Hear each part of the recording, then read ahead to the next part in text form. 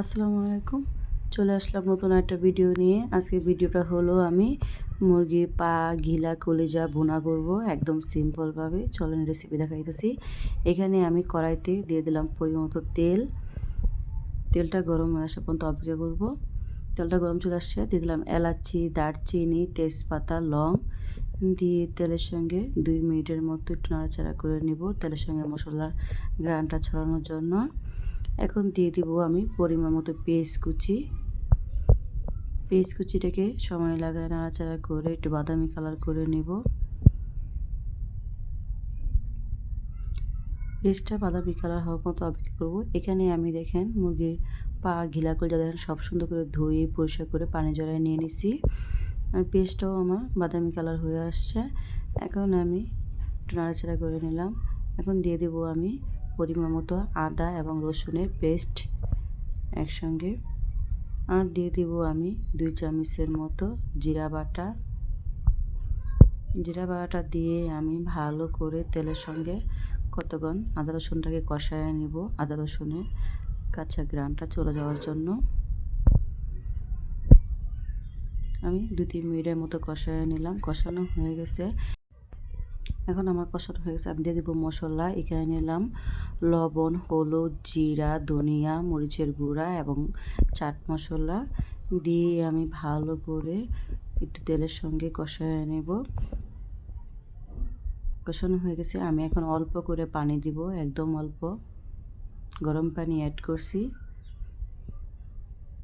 এখন পানিটা দিয়েও আমি মশলাটাকে ভালো করে মিক্স করে নেব। এভাবে করে আমি 2 মিনিটের মতো মশলাটাকে কষায় নিব। এখন ঢাকবো না, আমি এভাবেই কষায় নিব। কষানো হয়ে গেছে, এখন দিয়ে দিয়েছি আমি মাংসটা। দিয়ে ভালো করে মশলার সঙ্গে মাংসটাকে মিক্স করে নেব।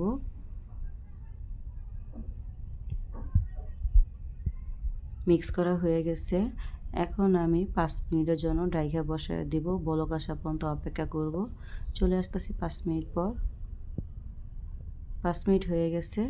আমি এখন ভালো করে নাড়াচাড়া করে মিক্স করে নেব মশলার সঙ্গে। বলক চলে আসছে দেখেন। আমি কোনো পানি দিই নেই, মাংসের থেকে পরিমাণ মতো পানি উঠবে, তাই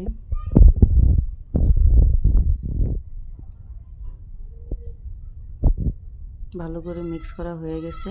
এখন আমি আবার 5 মিনিটের মতো ডাইখা চুলা বসায় দিব। চলে আসতেছি 5 মিনিট পর। 5 মিনিট হয়ে গেছে।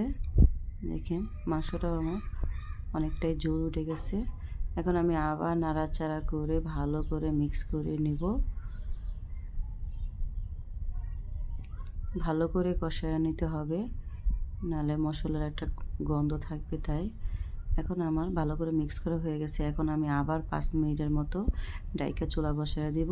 চলে আসতেছি 5 মিনিট পর। 5 মিনিট হয়ে গেছে। এখন আমি আবার একটু নাড়াচাড়া করে একটু মিক্স করে নেব।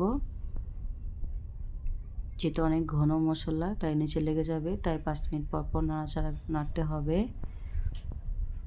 ভালো করে মিক্স করা হয়ে গেছে। এখন আমি আবার 5 মিনিটের জন্য ডাইখা চুলা বসিয়ে দিব। চলে আসতেছি 5 মিনিট পর। 5 মিনিট হয়ে গেছে, আমার মাংসটাও কষানো হয়ে গেছে। এখন আমি নাড়াচাড়া করে ভালো করে মিক্স করে আমি এখন দিয়ে দিব পরিমাণ মতো ঝোল। আমি গরম পানি অ্যাড করতেছি, আপনারা চাইলে ঠান্ডা পানি অ্যাড করতে পারেন। এখন দিয়ে ভালো করে নাড়াচাড়া করে একটু মিক্স করে নিব মশলার সঙ্গে। আমি বেশি ঝোল দিইনি, আমি একদম মাখা মাখা করব, তাই আমি অল্পই ঝোল দিছি। দিয়ে ভালো করে মিক্স করা হয়ে গেছে। এখন আমি ডাইকা চুলা 10 মিনিটের জন্য বসায় দিব। ভালো করে বলক চলে আসা পর্যন্ত অপেক্ষা করব। কয়টা কাঁচামরিচ দিয়ে দিব এখন আমি। চলে আসছি 10 মিনিট পর।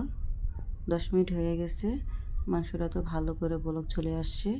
এখন আমি আবার একটু নাড়াচাড়া করে একটু মিক্স করে নেব।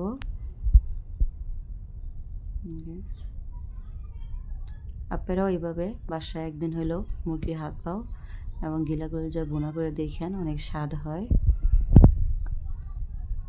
আবার উদম করে নিয়ে নিলাম। এখন আবার নাড়াচাড়া করে একটু মিক্স করে নেব। আর আমি এখানে দিয়ে দেব ভাজা জিরার গুঁড়া। আমি 4 চামচের 1 চামচের মতো জিরা গুঁড়া দিয়ে দিলাম।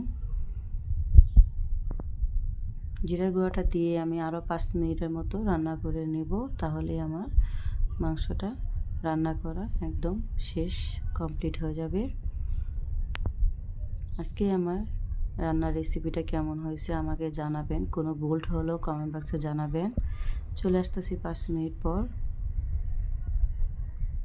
5 মিনিট হয়ে গেছে, দেখেন আমার মাংসটা একদম বোনা করা হয়ে গেছে। এখন আমি নাড়াচাড়া করে ভালো করে একটু মিক্স করে নিব। আমি কিন্তু বেশি ঝোল রাখি নাই, একদম মাখা মাখা করে বোনা করছি। আপনারা চাইলে একটু ঝোলও রাখতে পারেন। আমার রেসিপিটা ভালো লাগলে প্লিজ সবাই লাইক এবং শেয়ার করে দিয়েন, এবং সবাই আমার পাশে থাকেন। আমার ভিডিওটা সবাই ফলো করেন, আমার চ্যানেলটা সবাই ফলো করে দিয়েন এবং লাইক এবং শেয়ার করে দিয়েন। আসসালামু আলাইকুম, আল্লাহ হাফিজ।